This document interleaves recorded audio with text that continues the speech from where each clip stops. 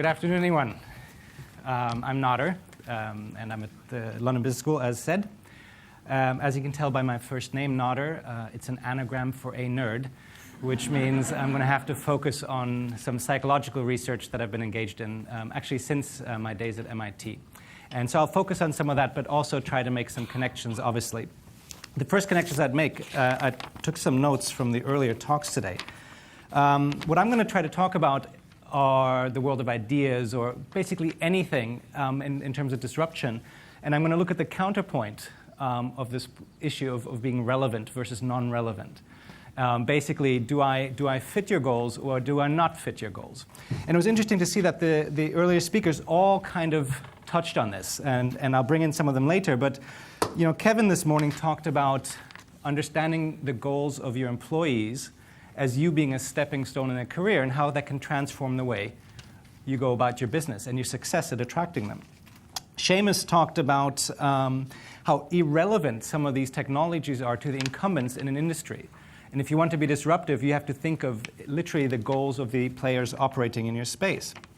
Brian talked about the cargo bike. And what was the Achilles heel of that cargo bike, other than some of the glitches, was actually that when you had to make calls, they were not private, whereas the private booths allowed you that privacy. So one of the most important goals when making a phone call, especially about money, was not being met with those cargo bikes. Toby talked about the competition amongst goals, how the cool kids in the back, you're literally, standing in front of you, I'm competing with those cool kids in the back, and they're all wearing iPods, by the way. Tom talked really about this from a goal hierarchy standpoint, given Maslow's hierarchy of needs. And he talked about how some goals, these goals are always there. We always care about safety, but some of them bubble up to the top based on certain events, for example, and they become more important. So in some sense, when we want to disrupt, we're competing for the activation of the goals that are kind of there in the background that you're always thinking about. Luke's talk was about understanding why kids are joining the gangs. Their goal was safety, going back to Maslow. And you had to provide them with an alternative solution to that problem. Okay? And, I'll end with Nuno here, but clearly he's a searcher in the most abstract sense for goals, for things that are interesting. And hopefully I can be somewhat interesting with my research as well. So here's an image, and kind of this research started with, as it often does, with the minutiae of everyday life. These are not my kids, but imagine kids watching TV, and I'm often on the road. I come back, and it's when you're on the road that you really miss your kids. I don't know if you've ever noticed that. So I come home, and I walk into the living room, and I announce proudly, "Papa's home." Now, I fantasize about this moment on the plane. They'd be rushing towards me, hugging me. But of course, because I don't bring presents when I come home, the reaction was just like that. They didn't move an inch. Okay? Now, I immediately thought there must be something wrong. Right? They must have some kind of inattention disorder. So I thought of some food supplements. But before I thought of mixing them in with their morning cereal, I said, well, there are actually multiple alternatives here. Right? Either they were so absorbed by the TV that they didn't notice me. They actually were paying attention, just not to me. Okay? So they didn't notice me at all. Or they did notice me, but chose to ignore me. Okay? And you can see the consequences for them depends on which it is. So I decided to construct a simple test. Next time I came home, I didn't say Papa's home. Meow. And of course, in their minds, I was a cat, and they turned their heads. And there I thought I discovered it, the holy grail of marketing, disruption. You just have to lie. But turns out that they also immediately turned their head back after they saw me. And that, of course, goes back to our fundamental psychological mechanisms.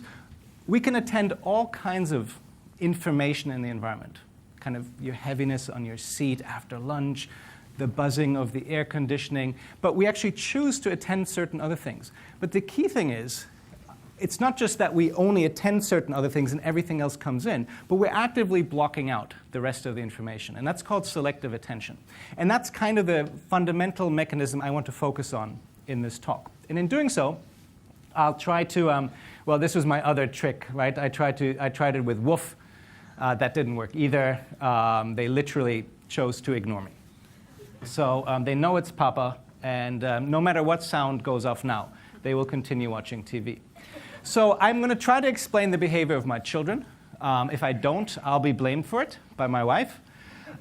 I will try to do so by going to this fellow here. This is Phineas Gage. Some of you might have heard about him before. In 1848 in Vermont, in a mining accident, he was somebody who had this 1 meter iron tamping rod, and he was tamping down dynamite or sand on top of the dynamite. It exploded, shot through his jaw, through his head, landed about 100 meters down the road, and he survived.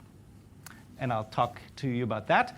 That explains lots about our everyday shopping and sort of unintended consequences of the nuclear crisis in Japan. Okay? So I'll try to connect all those. I figured this is TED. I have to do something challenging. So here's a bombshell of a different type, though. And this is Marilyn Monroe. Now, let me ask you, this is participatory. Can I see a show of hands? Looking at these images, how many of you prefer image A in terms of attractiveness? Okay? Few people. How many of you prefer image B? Look around, right? The vast majority prefer image B. Why is that? This is because image B is her real image. And this is her mirror image. Okay? Now, which image would Marilyn have preferred? Turns out she prefers image A, because that's how she sees herself every day. And this is a concept called the mere exposure effect. The more often we see things, the more we like them. They become familiar. Okay?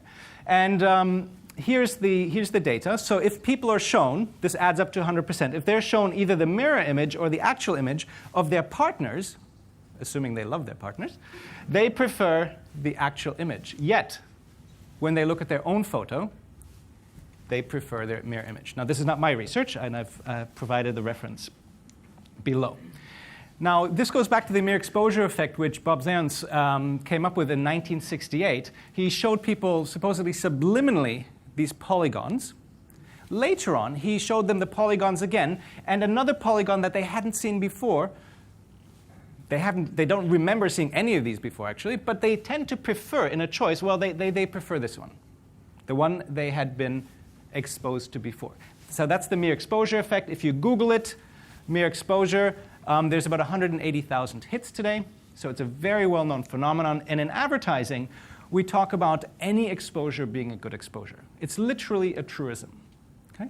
So I could take comfort in some sense in, well, my kids might not react to me, but at least I'm there. They see me and they will love me for it. Well, there was some doubt. Is this really true? Okay? Now, I want to show you an advertisement, actually, but I'd also like you to follow the instructions. And I'll tell you now that the better you do at this test, it actually correlates with your intelligence. So I will quiz some of you later. So here we go. This is an awareness test. How many passes does the team in white make? Go!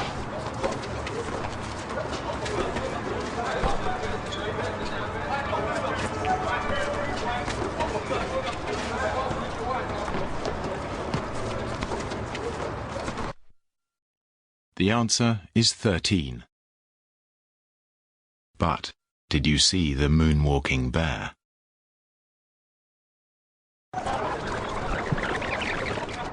Go!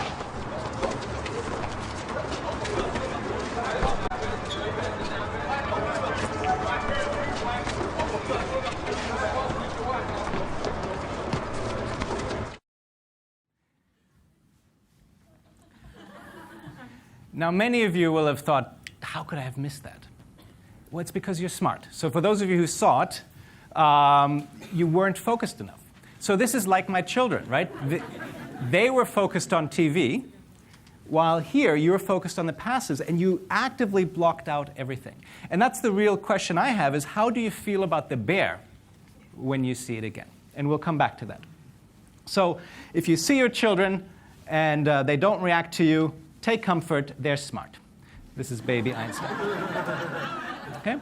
Now, of course, they have a very clear goal in front of them. And I'm competing with in some sense with that goal. In a very subtle way, we try to test this experimentally, and we try to see, well, how is your perceptual mechanism operating when you're alone versus when somebody is there? And actually, somebody doesn't actually have to be in the room with you. You can just imagine them being in the room. So some of the results I show you, people weren't actually in the presence of somebody else. They just imagined somebody was in the room with them.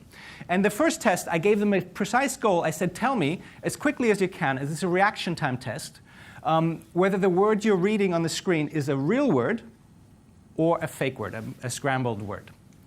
And the goal we felt that would be activated if somebody else is in the room, especially of the opposite sex, which we always used, is the goal of social desirability. We have this goal to be socially desirable. So here, if we gave people words like paper that popped up, people were equally quick to recognize, yes, it's a real word, whether they were alone or with somebody else. Yet, when we gave them a word like pretty, they were much faster at recognizing it when somebody else was in the room. So in some sense, these goals are congruent. They work together. Also, in terms of memory, when we show them an advertisement like this, which relates to social desirability, when they imagined somebody in the room, they remembered this ad better. Now, we then said, well, how about a website like iVillage, when if you're a woman and you go to this internet for women, what does this do? It reminds you of your role as a woman in life. And if you see an ad for something like mascara, well, you should then remember it better. This is not a big effect, but all our theories tell us this is relevant to the goal I've activated, your goal as a woman. Now, what about a breast cancer ad? This is one of the major killers of women worldwide. Would we want to put a breast cancer ad if we had a media placement strategy on iVillage or something like the Discovery Channel? That was the question. I asked 40 advertising executives, and they all agreed, no, it has to be iVillage. It's relevant to women, and therefore we've activated that goal. But actually, when we studied, well, what if we activate your gender identity, breast cancer actually threatens you, the core of yourself. So what we're actually doing is we're putting up women's cognitive defenses. And if something threatening is shown, we're trying to ignore it. And this is exactly what happened. If you think about this as chance-level recognitions, did you recognize this yes or no? 50% would be chance. Only 33% of the women said they even remembered seeing this breast cancer ad. Also, when we did a similar activation of a woman's gender identity, and we asked women, are you at risk for breast cancer? They felt lower levels of risk compared to a control condition. And of course, risk perception drives behaviors such as breast self-examination. So this has serious consequences. Also, in terms of actual donations, compared to other cancers, in a control condition, this is the only cancer relating to women, 80% would give to this form of cancer rather than skin cancer. Yet, when we activated their gender identity, less than half decided to give to ovarian cancer. So these have dramatic consequences in terms of goal activation. Now, the final study I want to show you is related to the feelings that might be involved here. And what we try to do is understand, well, if I see something, we have our emotional steering system attaches love or negative information to things we see. Do we like it, do we not? And it collects it in some sort of a bucket. And this then guides how we view it later. And it was this ability that Phineas lost by his frontal lobes being blown out. He could no longer think into the future. He would make a poor shopper in some sense. And I'll come back to that. And this is in addition to this mere exposure effect. So when we show people objects, we give them an arbitrary goal, like focus on this, and then we expose them to another object, and then we later on ask them to choose between the object they had selected and then the one that they were only exposed to for the same amount of time. Most of them selected this one. What happens to the one they ignored when they have to choose between one they didn't have to say this, not that? 15% more people chose this. They actually deselected this object. So if you're shopping and you're grabbing your favorite shampoo, the one next to it is actively being deselected. So if you think about brand differentiation, it's merely about choosing something that it differentiates the brand going forward. So to summarize it, if you think about sort of disruption, but in some sense, as Tom talked about, this noise in the environment, just by attracting attention, that can have negative consequences. Okay? And it gets back to these goals. You all know the answer to this question. How many psychiatrists does it take to change a light bulb? Just one. But the light bulb really wants to have to change. Okay? So if we don't fit our goals, if we don't better serve the operating goals, we're not going to disrupt, we're merely going to interrupt. If we want to disrupt, we first have to change people's goals. And a dramatic effect of that is the nuclear power accident in Japan. Now, we talked about Egypt. For 30 years, Mubarak was at the helm. Well, in Germany, the Green Party, for 30 years, has been having this anti-nuclear message. Yet it was only in the weeks after the election, after this nuclear crisis, that they became the leading party in the state of Baden-Württemberg, after 60 years of the conservatives being in power.